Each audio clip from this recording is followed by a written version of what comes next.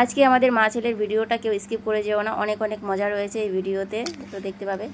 একটু ভালো না ছেলে ও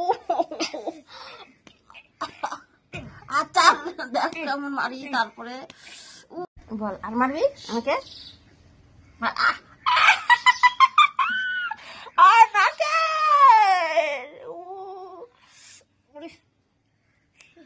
বেশি সাহস না, বেশি সাহস না, বাচ্চা তোর ওস্তাদ দিয়ে আমি বার করতেছি, দাঁড়া।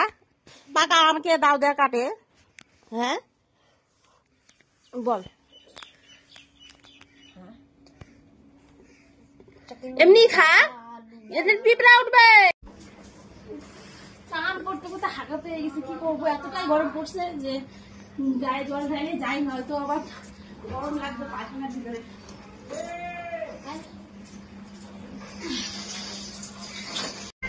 সো গাইস, স্নান করে চলে এসেছি খেতে। রবিবার হলেই যে মাছ মাংস খেতে হবে এমন তো কোথাও লেখা নেই না। আজকে হচ্ছে ডাল, কচু শাক, লঙ্কা কচু শাক।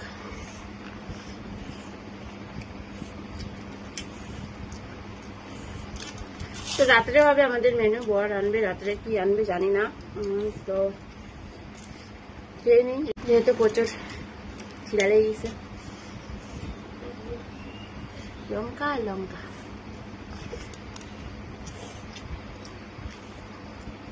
আমার চ্যানেলটা এখনো যারা সাবস্ক্রাইব করোনি তো তাড়াতাড়ি দিয়ে সাবস্ক্রাইব করে। দেখো আমার মা আমাকে স্কুলের কাছে আমাকে অনেক হেল্প করছে, আমিও অনেকটা করেছি।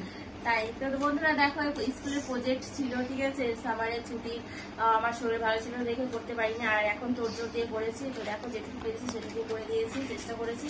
আর হ্যাঁ, ছেলেও কিন্তু অনেকটা চেষ্টা করেছে, অনেকটাই করেছে। তো দেখো এগুলো আমি এঁকেছি, আর এই ছোট ছোট বয়গুলোকে দেখতে পাচ্ছি ও করেছে, আর এই ঘর বাড়িগুলো ও করেছে।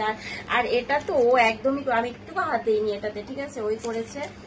তো এই দেখো এই জিনিসটা আমার কাছে বেশি সুন্দর লাগছে, কারণ আমার কাছে, আমি সেই আজ থেকে প্রায় 12 বছর আগে স্কুল ছেড়েছি।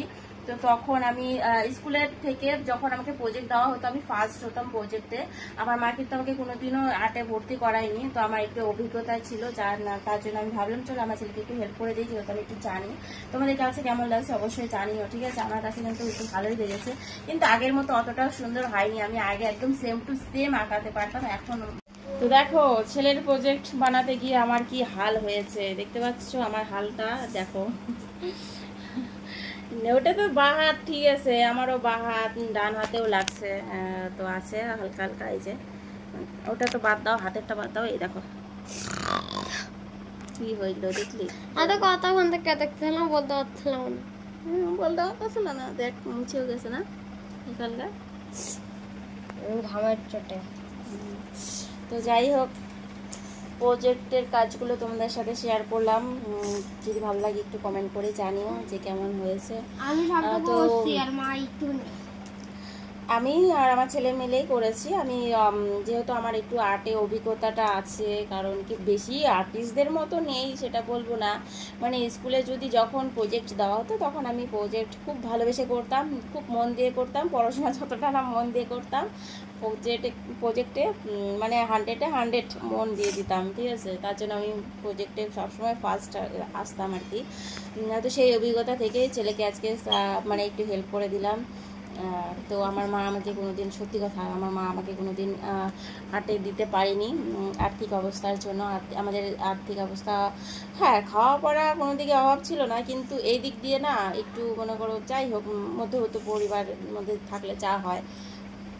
তো আমার ইচ্ছা আছে আমার ছেলেকে আমি আর্টে দেবো, নাচে দেবো, কিন্তু ওর ইচ্ছে হচ্ছে ও যোগা শিখবে। যোগা বলতে কুংফু, ক্যারাটে, তাহলে নিনজা। নিনজা। তো যাই হোক, ওকে এতদিন বলছে আমি ক্যারাটে শিখবো, ওগুলো হয় না, যে ওইগুলো শিখবে। তো আমি বলি আমার ওগুলো ভালো লাগে না, আমার নাচ আর্ট এগুলোই ভালো লাগে।